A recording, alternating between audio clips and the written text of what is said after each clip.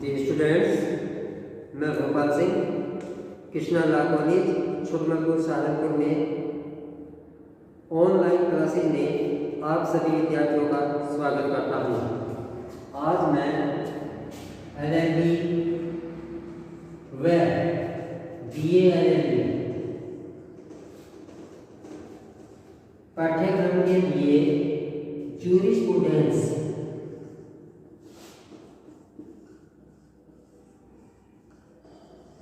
Subject को पढ़ाने जा रहा हूँ, जिसे हिंदी भाषा में विधि शास्त्र के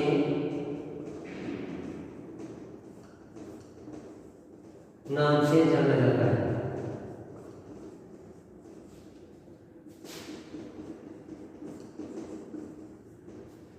जूरिस्प्रूडेंस को पढ़ने के लिए सबसे पहले हमें इसके इंट्रोडक्शन को जानना होगा। साथ में जूरिस्प्रूडेंस का क्या मीनिंग होता है, क्या अर्थ होता है, इसे जानना होगा। फिर विधि शास्त्र की अर्थात जूरिस्प्रूडेंस की जो डेफिनेशंस होती हैं, जो परिभाषाएं होती हैं, उनको समझना होगा। और विधि शास्त्र की अर्थात जूरिस्प्रूडेंस की क्या प्रकृति होती है, विधि शास्त्र की क्या विषय वस्तु होती है, विधि शास्त्र का क्या विस्तार क्षेत्र होता है और विधि शास्त्र का दूसरे विषयों से क्या संबंध होता है, इन बातों को पढ़ना होगा। आज मैं सबसे पहले विधि शास्त्र का अर्थात जूरिस्प्रूडेंस का इंट्रोडक्शन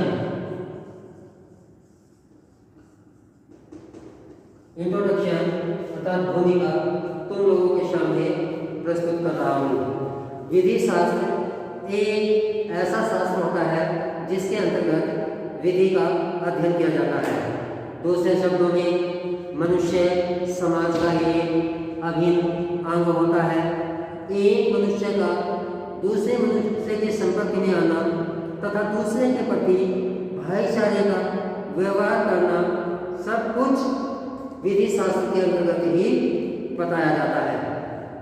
विधि शास्त्र के अंतर्गत संव्यवहारों पर आधारित तथा मानव आचरणों पर आधारित उचित नियंत्रण रखना आवश्यक होता है ताकि उनके परस्पर हितों की रक्षा हो सके।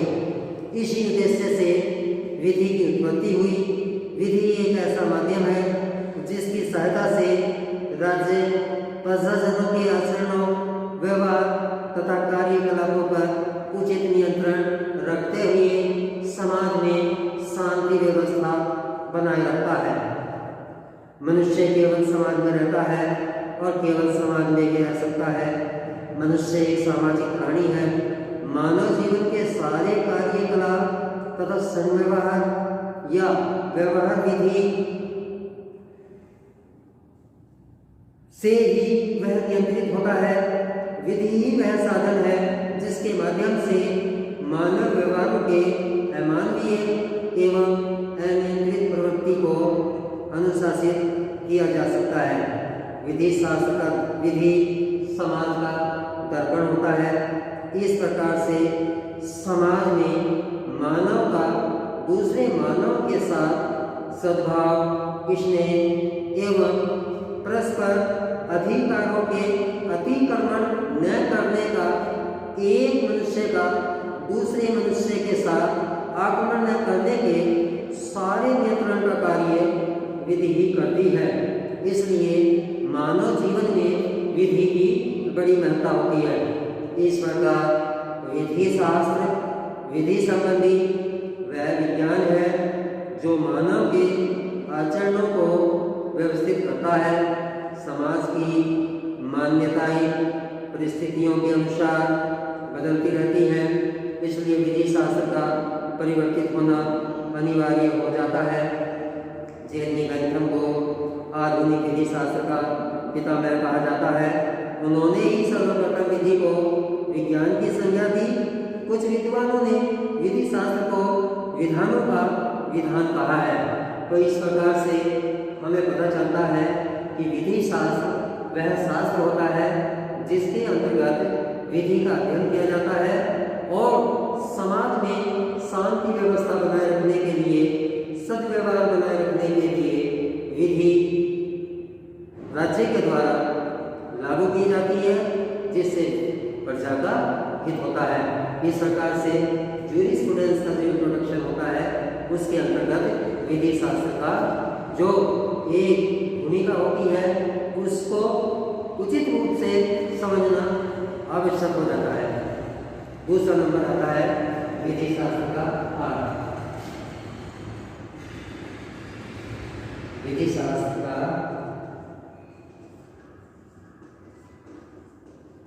अर्थ, मीनिंग ऑफ जूरिस्प्रूडेंस।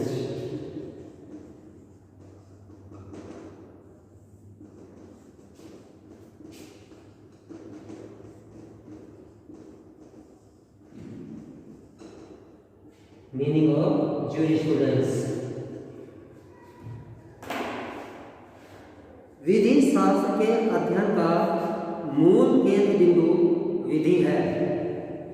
परंपरागत प्रयोग से संगत एवं विस्तृत अर्थ में विधि शास्त्र विधि का विज्ञान है। विधि शास्त्र जूरिस्प्रूडेंस शब्द का हिंदी रूपांतरण है। जूरिस्प्रूडेंस शब्द की उत्पत्ति लैटिन भाषा के जूरिस्प्रूडेंटिया शब्द से मानी गई है। जूरिस्प्रूडेंटिया दो शब्दों से मिलकर बना है, जूरिस प्लस प्रूडेंटिया। जूरिस शब्द का अर्थ विधि से है और प्रूडेंटिया शब्द का अर्थ ज्ञान से है। जब विधि का वैज्ञानिक अध्ययन अवश्यंभावी बन गया तब विधि शास्त्र का प्रयोग विधि के क्रमबद्ध ज्ञान अर्थात परिस्थितियों में भिन्न भिन्न रहा है, जैसे चिकित्सीय विधि शास्त्र, अभियांत्रिक विधि शास्त्र आदि।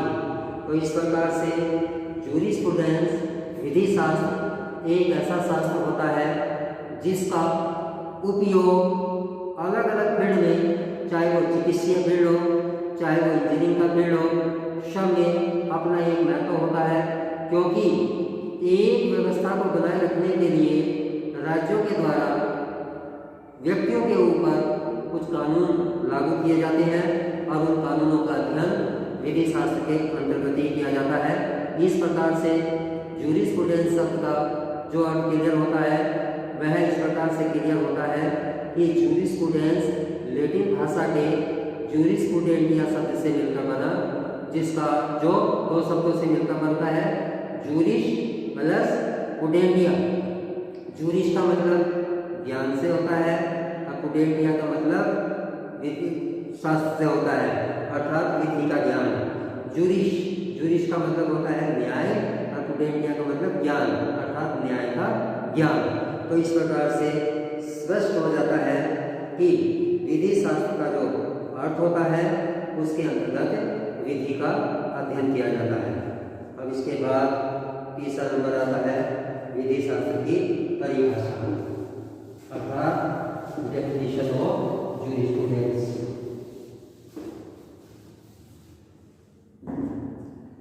डेफिनेशन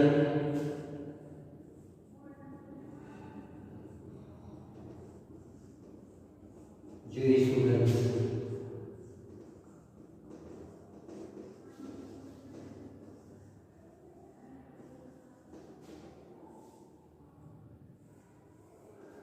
जूरिस्प्रूडेंस की परिभाषा।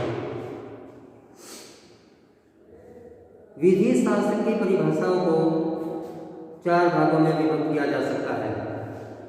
विधि शास्त्र की परिभाषाओं को चार भागों में विभक्त किया जा सकता है।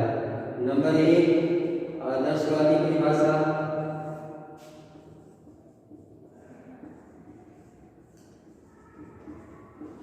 आदर्शवादी परिभाषा। नंबर 2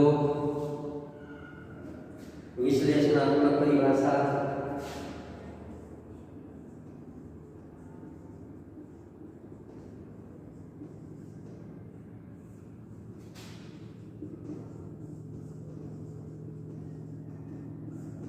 नंबर 3 संश्लेषणात्मक एवं संकल्पनात्मक परिभाषा।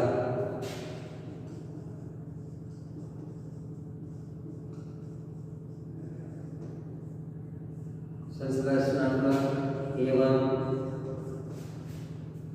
संकल्पनात्मक परिभाषा।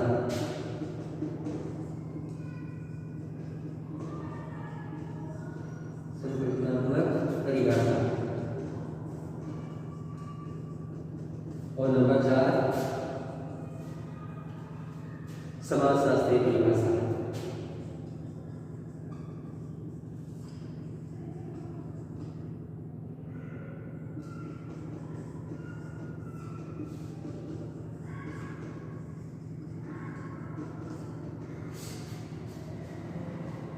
इस प्रकार से पता चलता है विधि शास्त्र की परिभाषा 4 प्रकार से दी जा सकती है। उनमें से पहली आदर्शवादी परिभाषा होती है, दूसरी विश्लेषणात्मक परिभाषा होती है, तीसरी संश्लेषणात्मक एवं संकल्पनात्मक परिभाषा होती है और नंबर 4 समाजशास्त्रीय परिभाषा होती है। आज मैं सबसे पहले जो आदर्शवादी परिभाषा अर्थात आइडियलिस्ट डेफिनेशन होती है, जो अल्पियन रोमन विधि शास्त्री हुआ है के द्वारा दी गई है, के बारे में विस्तार से चर्चा करूंगा। नंबर 1 आदर्शवादी परिभाषा, idealistic definition. Number 1 idealist definition.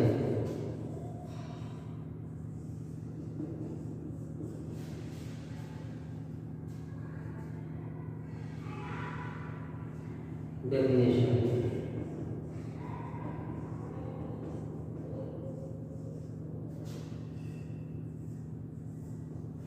आदर्शवादी परिभाषा।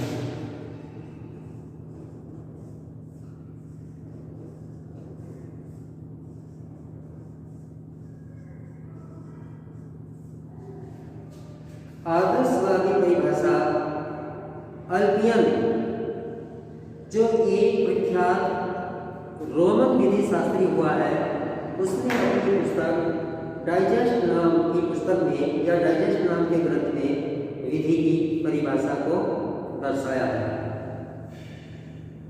उनके अनुसार विधि शास्त्र मानवीय एवं देवी विषयों का ज्ञान और न्यायपूर्ण और अन्यायपूर्ण का विज्ञान है। इस प्रकार से परिभाषा क्लियर होती है।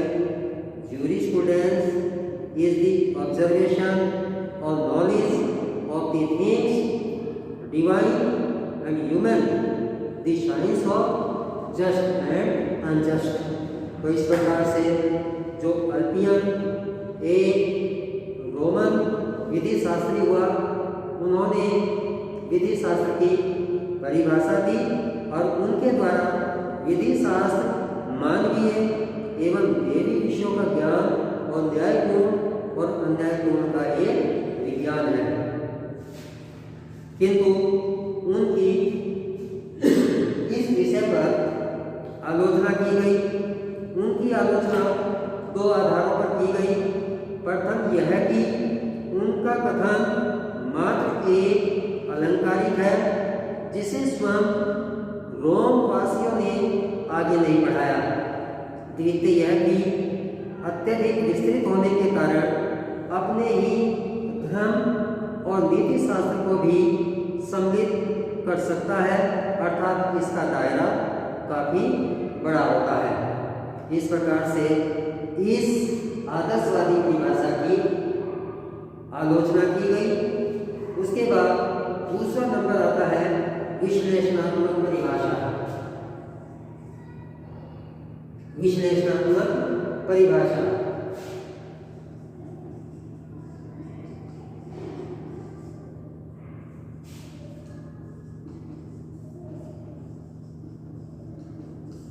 विश्लेषणात्मक परिभाषा एनालिटिकल डेफिनेशन। एनालिटिकल डेफिनेशन के अंतर्गत प्रसिद्ध विधि शास्त्री जॉन ऑस्टिन ने अपनी पुस्तक province of jurisprudence province of jurisprudence defence के अंतर्गत परिभाषा दी। उन्होंने विधि शास्त्र को विद्यात्मक विधि का दर्शन माना है, अर्थात जॉन ऑस्टिन के द्वारा विधि शास्त्र विद्यात्मक विधि का दर्शन है। परिभाषा क्लियर होती है, jurisprudence is the philosophy of positive law. Jurisprudence is the philosophy of positive law. यहाँ पर दर्शन शब्द का प्रयोग भ्रामक है। दर्शन किसी वस्तु के बारे में अति सामान्य सिद्धांतों की विवेचना करता है। अधिरचित विधि की 3 मुख्य विशेषताएं होती हैं। नंबर 1, यह एक प्रकार का समादेश है। नंबर 2, यह राजनीतिक संप्रभु द्वारा निरूपित किया जाता है। नंबर 3, इसका प्रवर्तन एक अनुशास्त्री के द्वारा होता है। ऑस्टिन विधि शास्त्र का मुख्य औजार विश्लेषण को मानते हैं। ऑस्टिन बेंथम के शिष्य थे। ऑस्टिन ने विधि शास्त्र का वर्गीकरण 2 भागों में किया। नंबर 1, सामान्य विधि शास्त्र। सामान्य विधि शास्त्र। नंबर 2, विशिष्ट विधि शास्त्र। विशिष्ट विधि शास्त्र। इस प्रकार से जॉन ऑस्टिन का विश्लेषणात्मक परिभाषा की भी आलोचना की गई। उनकी आलोचना निम्न प्रकार हुई। प्राकृतिक विचारधारा के मानने वाले विधि नेता अधिरचित विधि को या अधिरचित विधि की आलोचना करते हैं और कहते हैं कि अधिरचित विधि जो प्राकृतिक विधि के विरुद्ध होती है, शून्य होती है। इस प्रकार से उनकी परिभाषा की भी आलोचना की गई। हॉलैंड ने विधि शास्त्र को प्रगतिशील विज्ञान मानकर ऑस्टिन के सामान्य और विशिष्ट विधि शास्त्र के वर्गीकरण की आलोचना की। डियर स्टूडेंट, आज जो विधि शास्त्र की 4 परिभाषा दी गई, उनमें से मैंने तुम्हारे सामने 2 को स्पष्ट कर दिया है। उनमें से पहली आदर्शवादी परिभाषा, दूसरी विश्लेषणात्मक परिभाषा स्पष्ट हो चुकी है। आज वीडियो ज़्यादा लंबा ना हो, यहीं पर मैं अपने टॉपिक को पूरा करता हूँ। कल दूसरी वीडियो में मैं दोनों परिभाषाएं और आगे का जो टॉपिक है उसको क्लियर करूँगा। धन्यवाद।